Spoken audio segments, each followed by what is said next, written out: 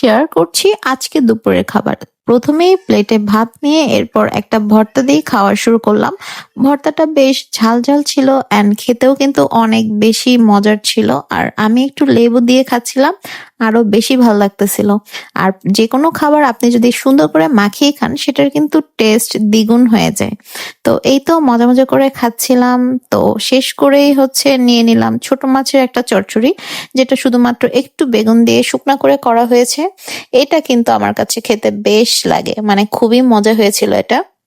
ছোট মাছটা আমার কাছে এমনিতেও অনেক বেশি ভালো লাগে, আর সেটা যদি হয় একদম আহ ভুনা বা চচ্চড়ি, শুকনা শুকনা করে রান্না, তো সেটা তো আরো বেশি মজা। তো এটা শেষ নিলাম ডাল দিয়ে পেঁপে। এটাও কিন্তু খেতে বেশ ভালোই লাগে, যেহেতু পেঁপে সবজিটা এমনিতে খাওয়া যায় না, সো সেটা ডাল দিয়ে খেতে কিন্তু একটু বেশিই ভালো লাগে। তো আলহামদুলিল্লাহ, এই ছিল আজকে দুপুরের খাবার।